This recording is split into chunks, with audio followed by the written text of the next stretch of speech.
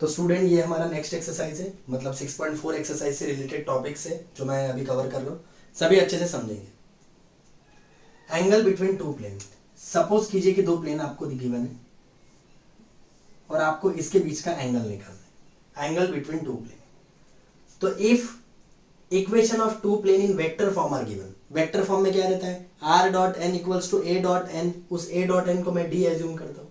तो दो प्लेन है तो मैं दो अलग अलग नाम दूंगा, r dot n one equal to d1, मतलब एक को n1 मानूंगा और एक को मानूंगा r dot n2 equals to d2। तो याद रखिए आपको दो प्लेन दिए हैं, पहला दिया है r dot n1 equals to d1 और दूसरा दिया है r dot n2 equals to d2, ये आपको दिया है। और आपको थीटा बोला है उसके बीच का एक्यूट एंगल, क्या बोल रहा है, थीटा उसके बीच का क्या है, एक्यूट एंगल। तो आपको यदि ये निकालना है तो आप लिखेंगे cos theta equals to mod में n1 डॉट n2, मतलब ये n1 और n2 का डॉट करेंगे upon mod n1 mod n2। देखिए क्या किया, cos थीटा इक्वल्स टू एक बड़ा मॉड n1 डॉट n2 किया, n1 डॉट n2 किया, यहाँ लिखा मॉड n1 और यहाँ लिखा मॉड n2, तो mod n1 dot mod n2 ऐसा लिखा। आगे in Cartesian form if two planes are given, यदि कार्टेशियन फॉर्म में आपको दो प्लेन गिवन है, कार्टेशियन फॉर्म में मतलब क्या, a1x plus b1y plus c1z equals to d1, a2x plus b2y plus c2z equals to d2। क्योंकि यहाँ पे आपको दो प्लेन गिवन है इसलिए मैंने पहले वाले को a1 b1 c1 d1 नाम दिया और दूसरे वाले को a2 b2 c2 d2 दिया। If theta is acute angle, आपको बोल रहा है यदि दो प्लेन के बीच का एंगल कौन है, थीटा। तो इस समय फॉर्मूला होता है cos theta equals to mod में a1 a2 plus b1 b2 plus c1 c2 upon under root of a1 square plus b1 square plus c1 square. पहले अंडर रूट में लिखेंगे a1 square plus b1 square plus c1 square और दूसरे under root में लिखेंगे a2 square b2 square plus c2 square. याद रखिए vector form में यदि दो प्लेन रहे तो फॉर्मूला रहता है cos theta equal to mod में n1 dot n2 upon mod n1 dot mod n2। Cartesian form में रहे तो फॉर्मूला रहता है cos theta equals to mod में a1 a2 plus b1 b2 plus c1 c2 upon this. ये line के भी दो वेक्टर फॉर्म में इक्वेशन दी गई तो उसका इक्वेशन रहता है, ये आपको यदि पता होगा तो। उसके बाद angle between line and plane, ये तो अलग ही हो गया, एक लाइन है और एक प्लेन है, सपोज करो ये प्लेन है और ये एक लाइन है, तो इसके बीच का एंगल निकालना है, मतलब मिक्स है। Angle between line and plane, आपको क्या बोल रहा है, किसके बीच का एंगल निकालना है, लाइन और प्लेन। तो लाइन और प्लेन का एंगल कैसे होता है समझ लो। पहला है इन वेक्टर फॉर्म, सपोज करो वेक्टर फॉर्म में लाइन का इक्वेशन है r equal to a plus lambda b, सबको पता है r vector equal to a vector plus lambda b, ये लाइन का इक्वेशन रहता है। And equation of plane is, suppose करो इक्वेशन ऑफ प्लेन दिया है r dot n equals to a dot n, तो फॉर्मूला रहेगा साइन थीटा। देखो ओनली दो प्लेन के बीच का एंगल रहा तो cos थीटा, ओनली दो प्लेन के बीच का एंगल रहा तो cos थीटा, बट यहाँ मिक्स है, लाइन और प्लेन के बीच का एंगल है तो आप लिखेंगे sine theta equals to mod में b dot n upon mod b dot mod n, मॉड में b dot n upon mod b dot mod n। यहाँ पे इसको ऐसे याद रखते हो, Mister Bean upon mister Bean, Mister Bean upon Mister B, Mister Bean upon mod b dot mod n। Mister Bean और इसके जो अलग अलग दो वेक्टर है उसका मॉड निकालना और दोनों का डॉट निकालना इनटू। कार्टेशियन फॉर्म में, कार्टेशियन इक्वेशन में लाइन का इक्वेशन क्या रहता है, x minus x1 upon a, y minus y1 upon b, z minus z1 upon c। मैं कार्टेशियन फॉर्म में प्लेन का इक्वेशन बोलता हूँ a1x plus b1y plus c1z equals to d1। तो यहाँ एंगल का फॉर्मूला रहेगा sine theta equals to a1 plus b1 plus c1 upon under root of a square plus b square plus c square, दूसरे under root में a1 square plus b1 square plus c1 square. ये आप समझ लें। तो ये दो plane यदि वेक्टर फॉर्म में दिए रहे तो ये एंगल लिखना पड़ता है, दो प्लेन कार्टेशियन फॉर्म में दिए तो ये एंगल लिखना पड़ता है, एक लाइन और एक प्लेन वेक्टर फॉर्म में दिए रहे तो मिस्टर बीन वाला फॉर्मूला लगाना पड़ता है, लेकिन साइन थीटा मिक्स है इसलिए सेम, दो प्लेन, एक प्लेन और एक लाइन कार्टेशियन फॉर्म में दिए हैं तो साइन थीटा का ये फॉर्मूला लगाना। आगे distance of point from a plane, आपको डिस्टेंस निकालना है किसी भी पॉइंट का फ्रॉम अ प्लेन। ओरिजिन से मैंने निकालना सिखा दिया हो आपको, लेकिन इस बार कोई पॉइंट ओरिजिन ना होके किसी पॉइंट से आपको प्लेन का डिस्टेंस निकालना है, तो ये फॉर्मूला याद रखिए, ये जब आएगा तब मैं आपको अच्छे से समझाऊंगा। मॉड में p माइनस मॉड में a vector dot n unit vector, तो क्या याद रखना है, मॉड में p माइनस फिर से mod a vector dot n unit vector और फिर मॉड कंप्लीट, फिर बड़ा मॉड कंप्लीट। बड़े मॉड में p minus A N, A vector dot में n vector, p minus A N, A N भी मॉड में, ए वेक्टर में और n यूनिट वेक्टर में, ये डिस्टेंस का। और एक रूल बाकी है जो आपको मैं समझा के दे रहा हूँ। अब सभी इसे अच्छे से ध्यान देंगे। If two lines are coplanar, अब देखो प्लेन चैप्टर शुरू है लेकिन लाइन का कंसेप्ट है। यदि दो लाइन कोप्लेनर है, बेटा कोप्लेनर का मतलब होता है सेम प्लेन में, सेम प्लेन में। यदि दो लाइनें सेम प्लेन में है, if two lines are coplanar, तो इक्वेशन आपको याद रखनी है कि दो लाइन यदि कोप्लेनर रही, जैसे फॉर एग्जांपल पहला लाइन है वेक्टर फॉर्म की बात करूंगा। वेक्टर फॉर्म में लाइन का इक्वेशन रहता है r vector equal to a plus lambda B.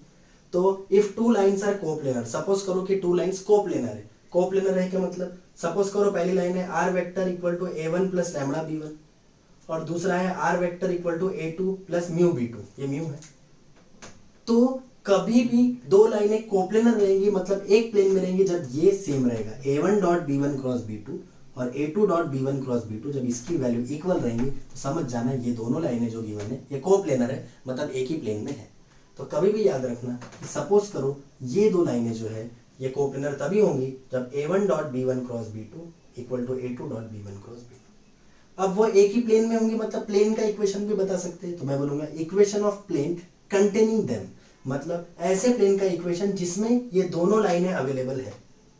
आपको क्वेश्चन में बोला है कि ये कोप्लेनर कब होती है दो लाइनें, तो दो लाइनें वेक्टर फॉर्म में कोप्लेनर तब होती है जब A one dot B one cross B two equals to A two dot B one cross B two. फिर आपको पूछा है equation of plane containing them, यदि निकालना है कि ऐसा प्लेन का इक्वेशन बताओ जिसमें ये दोनों लाइनें होती है, तो उसका फॉर्मूला है are dot B one cross B two equals to A one dot B one cross B two. याद रखना बहुत इजी है, ए वन की जगह आर लिखा और यहाँ ए टू की जगह ए वन लिखा। तो इक्वेशन ऑफ प्लेन क्या बनेगी जिसमें ये दोनों लाइनें रहेंगी, r dot B one cross B two equals to A one dot B one cross B two. तो ये चेक करना पड़ता है कोप्लेनर है कि नहीं, दोनों की वैल्यू सेम रही तो कोप्लेनर है। और फिर इक्वेशन ऑफ प्लेन ऐसे निकालते हैं, R dot B one cross B two equal to A one dot B one cross B two. In Cartesian form, cartesian form में सपोज करो पहली लाइन दी है X minus x one upon A one, Y minus Y one upon B one, Z minus Z one upon C one. Suppose कीजिए पहली line दी है X minus x one upon A one, Y minus Y one upon B one, Z minus Z one upon C one. दूसरी दी है X minus X two upon A two, Y minus Y two upon B two, Z minus Z two upon C two. और आपको बताना है कि ये दोनों लाइनें कोप्लेनर है। तो कोप्लेनर रही तो रहता है डिटर्मिनेंट में x2 minus x1, y2 minus y1, z2 minus z1, a1 b1 c1, a2 b2 c2 equal to 0। ये आपको कहीं ना कहीं वो लाइन की याद दिला रहा होगा कि if two lines are intersect तब इसका डिटर्मिनेंट 0 आता है। तो बात एक ही है, दो लाइन यदि इंटरसेक्ट करती है या तो कोप्लेनर रहती है, मतलब एक ही प्लेन में रहती है, तो ये आंसर। अब यदि ये दो लाइनें एक ही प्लेन में है तो वो प्लेन का इक्वेशन बनेगा। तो equation of plane containing them, मतलब ऐसे प्लेन की इक्वेशन जिसमें ये दोनों लाइनें अवेलेबल है, उसका इक्वेशन रहता है x minus x one, Y minus Y one, Z minus Z one, a one b one c one, a two b two c two determinant. कुछ भी नहीं करना है, x2 की जगह x, y2 की जगह y, z2 की जगह z, बाकी पूरा एज इट इज वैसे का वैसा। देख लेंगे इसे। अब मैं एक्सरसाइज चालू कर रहा हूँ।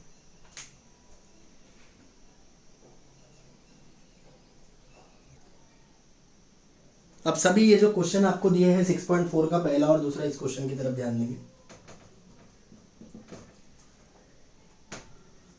आपको क्वेश्चन में बोल रहा है find the angle between the planes, इन दो प्लेन्स के बीच का एंगल निकालना है। ये दिख ही रहा है कि ये वेक्टर फॉर्म ऑफ प्लेन है, मतलब वेक्टर इक्वेशन ऑफ प्लेन है। तो मैं लिखूंगा comparing given equation with r dot n1 equals to d1 and r dot n2 equals to d2। आप रूल पढ़ लेंगे, आपको मैंने रूल में ही बताया था। वेक्टर फॉर्म में इससे कंपेयर करना पड़ता है r dot n1 equals to d1, r dot n2 equals to d2। अब पहले इक्वेशन में r के बाद n1 रहता है, तो पहले इक्वेशन में r के बाद ये है, तो मैं लिखूंगा n1 वेक्टर का value i plus j plus 2। उसके बाद उधर साइड में d1 रहता है, मतलब राइट हैंड साइड जो है उधर d1 रहता है, यहाँ 13 है, मतलब मैं लिखूंगा d1 का वैल्यू 13। उसके बाद n2 का वैल्यू आएगा 2i माइनस j प्लस के, ये n2 का वैल्यू है 2i माइनस जे प्लस के, n2 वेक्टर जिसको बोलते हैं, क्योंकि सेकंड इक्वेशन में r के बाद जो रहता है उसे n2 कहते थे, n2 वेक्टर है और वो d2 है, तो d2 का वैल्यू है 30। अब n1 डॉट n2 निकाल लो आप, क्योंकि वो लगने वाला है, तो मैं n1 डॉट n2 पहले ही लगा देता हूँ क्योंकि फॉर्मूले में लगने वाला है। तो n1 वेक्टर का वैल्यू है i plus J plus 2k dot n2 vector का वैल्यू है 2i माइनस जे प्लस के। डॉट में i वाला i से इंटू 1 इंटू 2 प्लस j वाला j से into 1 into minus 1 plus k वाला k से इंटू 2 इंटू 1। तो यहाँ आएगा 2 1 जा 2 प्लस इंटू माइनस माइनस 1 1 जा 1 प्लस 2 1 जा 2, 2 और 2 4 माइनस 1 3 आएगा, ये आएगा n1 डॉट n2। अब n1 डॉट n2 निकालने के बाद आप अलग से मॉड n1 निकाल लो। मॉड n1 क्या आएगा बताओ, यह n1 है, n1 का मॉड निकालेंगे तो आएगा under root of 1 square plus 1 square plus 2 square, मतलब आएगा under root of 1 plus 1 plus 4 under root 6। यह आया n1 वेक्टर का मॉड। n2 वेक्टर की मॉड की बात करूंगा तो यह n2 वेक्टर का मॉड आएगा 2 square plus minus 1 square plus 1 square, मतलब आएगा 4 प्लस 1 प्लस 1 अंडर रूट में 6। अब मैं सीधा फॉर्मूला लगा रहा हूं, तो फॉर्मूला है आपको क्या निकालना है, एंगल। तो cos थीटा इक्वल्स टू बड़ा mod n1 dot n2 upon mod n1 dot या इंटू मॉड n2। तो यहाँ आएगा cos थीटा इक्वल्स टू, ये चेक करिए n1 डॉट n2 मैंने निकाल लिया 3, तो यहाँ लिखूंगा मैं 3 अपॉन मॉड n1 की वैल्यू है रूट में 6 इंटू मॉड n2 की वैल्यू भी है रूट 6, तो यह आएगा cos of theta equal to 3 upon root 6 into root 6 आएगा, 3 1 जा 3 3 2 जा 6, मतलब cos थीटा आएगा मॉड में 1 अपॉन 2। मॉड के अंदर की वैल्यू पॉजिटिव है तो बाहर भी होके पॉजिटिव आएगा। अब cos में ऐसा कौन सा एंगल है जब थीटा 1/2 आता है, वो है थीटा इक्वल टू 60 डिग्री और थीटा इक्वल टू π/3 रेडियन। यहाँ पे आपका आंसर फिनिश। कंपेयर करने के बाद मैंने ये n1 वेक्टर निकाला, ये n2 वेक्टर, ये d1 और ये d2। फिर n1 और n2 का फॉर्मूले में डॉट लगने वाला था इसलिए मैंने डॉट प्रोडक्ट निकाला। फिर मैंने n1 मॉड का मॉड अलग से निकाला, n2 का मॉड अलग से निकाला, फिर ये सारी वैल्यूज पुट किया। पुट करने के बाद 1/2 कॉस में कब आता है 60 में, तो मैंने यहाँ 60 लिया। Next problem, find the acute angle between line and the plane. Line और प्लेन के बीच का आपको एक्यूट एंगल निकालना है। तो यहां पर भी सेम मैं ऐसे लिखूंगा, कंपेयर इक्वेशन विथ, ये लाइन का इक्वेशन है r, ये इक्वल टू चाहिए r equal to a plus lambda b, r equal to a plus lambda b से करेंगे, and r dot n equals to d, इससे कंपेयर करेंगे। तो पहले इक्वेशन में क्या रहता है, r dot n equals to a dot n लिखते हो तो भी कोई प्रॉब्लम नहीं है, वैसे भी हमें उसकी जरूरत नहीं है, या फिर d लिखे तो और भी अच्छा। चलो ध्यान दो अभी। चलो लाइन के इक्वेशन में पहले a रहता है, तो लाइन के इक्वेशन में पहले a रहता है, तो लाइन की इक्वेशन में, ये लाइन का इक्वेशन है a वेक्टर का वैल्यू आएगा i plus 2j plus 2k। Lambda के बाद क्या रहता है, b रहता है, मतलब b वेक्टर का वैल्यू आया 2i plus 3j minus 6k। Same second वाला जो लाइन रहता है वो प्लेन का रहता है, उसमें r डॉट n, r के बाद n रहता है, मतलब n का वैल्यू है 2i minus j plus k। Plane में बराबर में d रहता है तो d का वैल्यू 0 है। हमें काम आने वाला है b dot n Mister Bean वाला फॉर्मूला। तो b डॉट n वाला यदि फॉर्मूला आने वाला है तो b डॉट n, b का वैल्यू b वेक्टर का 2i plus 3j minus 6k dot n, n का वैल्यू क्या है 2i minus j plus k। इसे सॉल्व करूंगा, i वाला i से इंटू करूंगा, 2 इंटू 2, j वाला j से इंटू मतलब 3 इंटू माइनस 1, k वाला k से इंटू मतलब माइनस 6 इंटू 1, i वाला i से इंटू, j वाला j से इंटू, k वाला k से इंटू। यह आएगा 2 2 जा 4, प्लस इंटू माइनस माइनस, 3 1 जा 3, प्लस इंटू माइनस माइनस, 6 1 जा 6, तो ये आएगा 4 माइनस 9 माइनस 5, यह आया बी डॉट एन। उसके बाद हम मॉड बी की वैल्यू निकालेंगे। ये बी है, बी का मॉड आएगा under root of 2 square plus 3 square minus 6 square, तो ये आएगा 4 प्लस 9 प्लस 36 अंडर रूट में 49, तो मॉड बी 49 का रूट होता है 7। उसके बाद मॉड बी के बाद मॉड एन निकालता हूँ। मॉड एन का वैल्यू रूट में 2 square minus 1 square plus 1 square, 4 plus 1 root में 6। अब मैं फॉर्मूला लगाता हूँ जो कि होता है sine theta equals to mod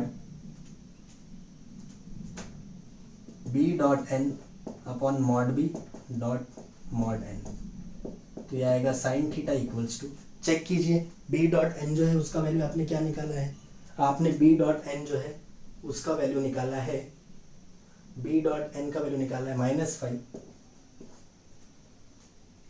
उसके बाद अपॉन में क्या रखना पड़ता है, अपॉन में रखना पड़ता है मॉड बी का वैल्यू। मॉड बी का वैल्यू ये देखेंगे 7 आया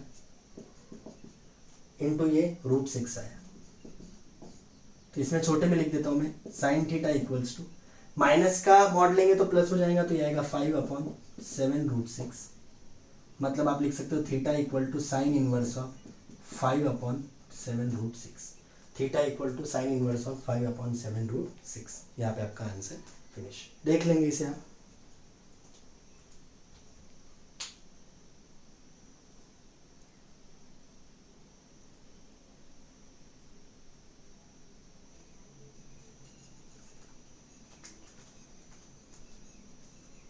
यह आज का लास्ट क्वेश्चन है, इसलिए इसे समझने की कोशिश करेंगे। शो करना है कि ये लाइन और ये लाइन कोप्लेनर है, मतलब एक ही प्लेन में है, और यदि वो एक ही प्लेन में होंगी तो find the equation of plane determining that. हम ये टॉपिक ऑलरेडी पढ़ चुके हैं, मतलब मैं रूल बता चुका हूं, तो इसे अच्छे से ध्यान दें। मैं लिखूंगा compare given equations with r equal to a1 plus lambda b1 and r equals to a2 plus lambda b2। मैंने इक्वेशंस को कंपेयर किया, r equal to a1 plus lambda b1 और r equal to a2 plus lambda b2। Compare करने के बाद आपको पता चलेगा a1 वेक्टर का वैल्यू है 2j माइनस 3k, b1 का वैल्यू है i plus 2j plus 3k, इसे मैं म्यू मानता हूँ, म्यू से कंपेयर करता हूँ।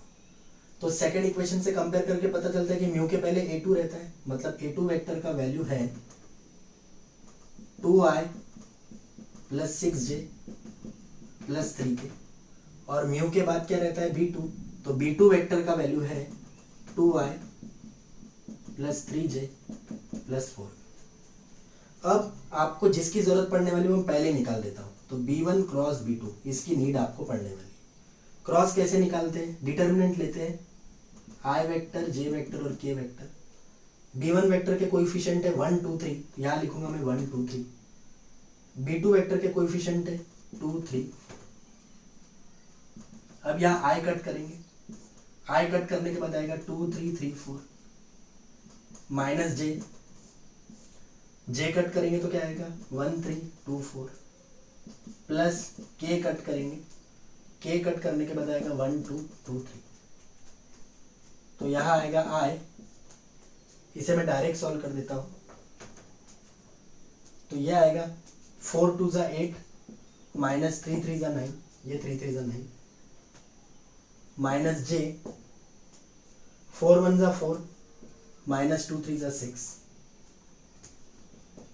प्लस k 3 1 जा 3 माइनस 2 2 जा 4, तो ये आएगा i ब्रैकेट में -1 माइनस j ब्रैकेट में -2 प्लस k ब्रैकेट में -1, तो इसका वैल्यू आएगा -i, ये प्लस 2j हो जाएगा, minus into minus plus minus k, ये वैल्यू आया b1 क्रॉस b2 का।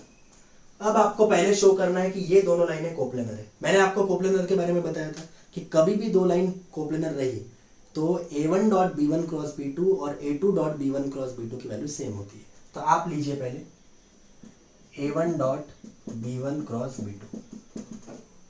अब A1 वेक्टर की वैल्यू क्या है? A1 वेक्टर की वैल्यू है 2j माइनस 3k। इसके साथ डॉट में लेना है आपको B1 क्रॉस B2।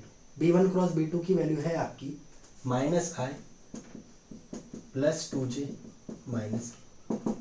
अब यहाँ डॉट में कैसे सॉल्व करते हैं? i वाले को i से इंटू, तो यहाँ i की वैल्यू है ही नहीं मतलब 0, यहाँ माइनस, j की वैल्यू 2 मतलब 2 इंटू 2, k की value minus 3 minus 1 minus 3 minus 1, तो यहाँ आएगा 0 इंटू एनीथिंग 0, प्लस 2 2 4 प्लस 3 1 3, यहाँ पे आएगा 7, यह आया A1 dot B1 cross B2, इसे 1 दीजिए।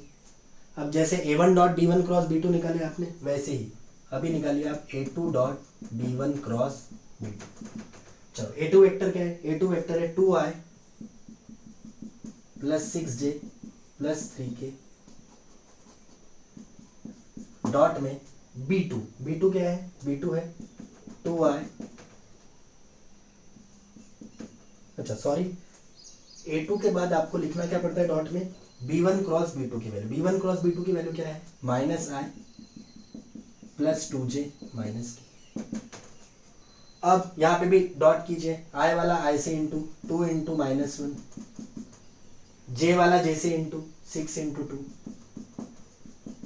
k वाला k से इंटू 3 इंटू माइनस 1, तो यह आएगा plus into minus minus 2, 6 2 12 plus into minus minus 3, 12 minus 10 2 10 minus 3 मतलब 7 आएगा। यह आया A2 dot B1 cross B2। अब क्या इक्वेशन रहती है? इक्वेशन रहती है from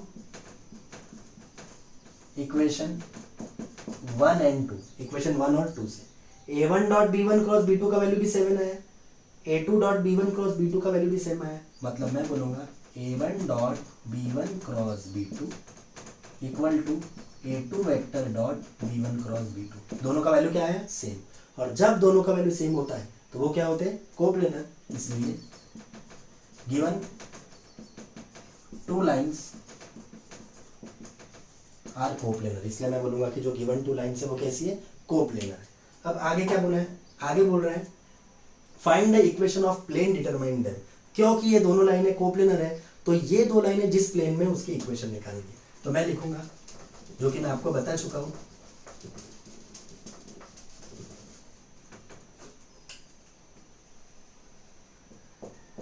equation of plane containing या डिटरमाइनिंग देम इज, क्या रहता है? Are dot B1 cross B2 equals to A1 dot B1 cross B2। तो R dot B1 cross B2 की वैल्यू कितनी है? वो है minus i plus 2j minus k, और A1 dot B1 cross B2 की वैल्यू कितनी है? 7। ये 7, यहाँ पे आपका आंसर फिनिश। देख लेंगे इसे एक बार आप।